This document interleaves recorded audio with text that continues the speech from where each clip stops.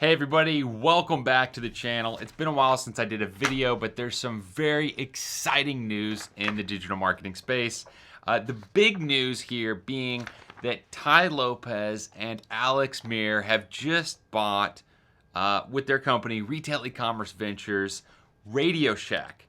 So Radio Shack, they've been in trouble for a long time. Now listen to this.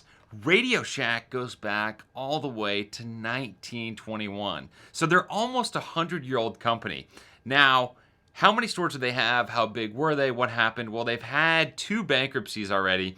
And at their peak, Radio Shack, it was like the only electronics store in your local town. And then with e-com, Amazon, even Walmart expanding into those categories, they just slowly started to shrink. They didn't pivot. They didn't know what to do. And their prices were extremely expensive compared to other retailers. So at their peak, Radio Shack was 4,000 stores. Now it's just 400, a small fraction of that, 10% of what they used to be. They've got 400 retail stores. Talking about Tai and Alex and what they've done, their key business model here, because you might be wondering, who would want Radio Shack? I mean, let's be honest. Who would want Radio Shack? Well, their strategy buying up these well-known brands and shutting down most of the retail stores, taking them online because people know these brands. You don't have to start a brand from scratch. And a brand is worth a lot of money.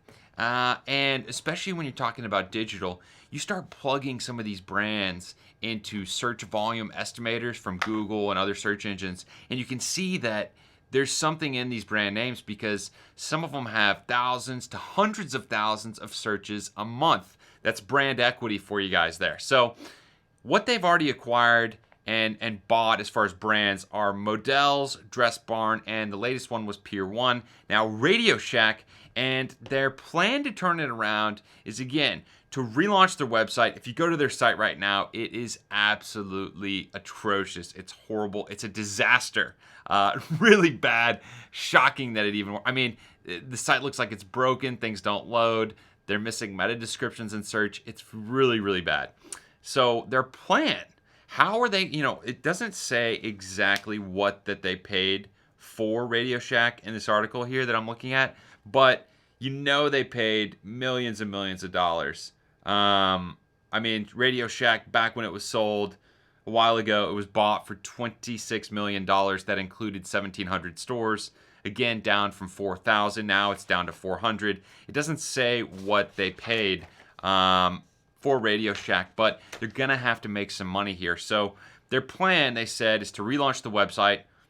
Obviously a great call. Looks like they like to use Shopify on some of these relaunches, which is a great platform. One of my favorites, actually. I'll put a link down below. Great platform. One of the best for selling online physical goods, or even if you're doing drop shipping, which it looks like, I went on Pier 1. You can sign up as a retailer through Pier 1 to drop ship. So that's actually extremely important because they don't even carry the inventory. And I assume that Alex and Tai are going to do something very similar with all their brands, especially Radio Shack. So that means you purchase something from them, they send it off to the manufacturer ships it to you under Radio Shack. Very smart. That way they don't have to carry any inventory. Great idea.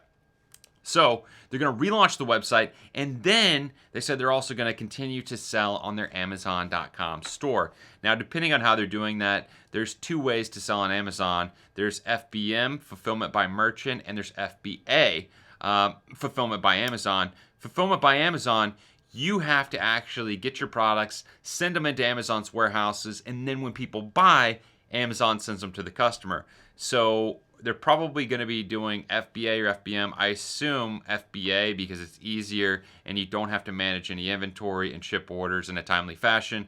Because if you're doing FBM and you don't ship orders quickly, then you get in trouble with Amazon. But they might be doing that. Who knows? I'll have to look into that and let you guys know. Very interesting because you could expand the shipping times on FBM to 3, 4, 5 days and have it drop shipped. That'd be interesting. I'd love to know what they're doing there. But I think this is a great idea. I remember going to Radio Shack when I was a kid.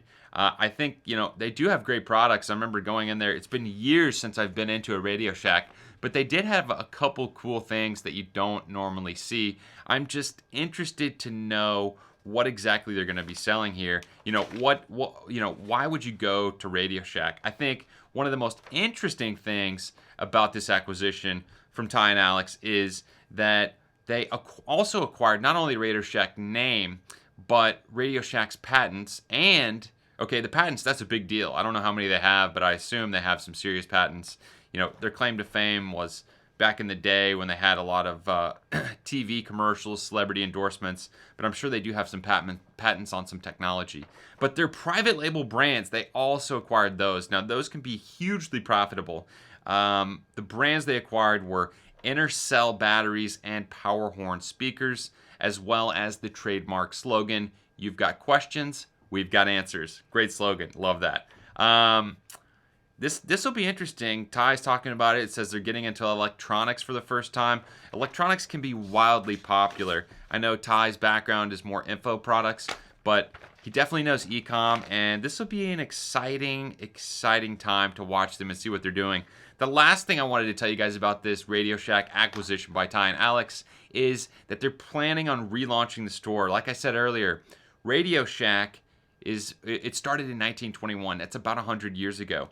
They're working really hard and feverishly here to have the new website ready for the 100th anniversary of Radio Shack. That will be in 2021. So we're excited to see what they do. And I'd love to know your thoughts. I think it's a great idea. I think it can be very profitable, considering it's not just the Radio Shack brand. They're going to relaunch the website. They've got tons of, I would assume, probably thousands of products. They're getting some IP, the trademarks, the patents, and then they're also getting that trademark slogan. And finally, they're getting the brands, two of the big brands internally that Radio Shack owns. So I think it's a great acquisition. I think they'll do fantastic with this. All those things considered, they're going to make a lot of money for their shareholders and for themselves. But over to you. What do you think? Do you think it was a great idea? Do you think it was absolutely stupid? It's not relevant anymore? Nobody cares about Radio Shack and you would never buy anything from them? I'd love to know your thoughts down in the comments below. And hey, if you like this video, hit that like button. Thanks for watching, and I'll see you next time.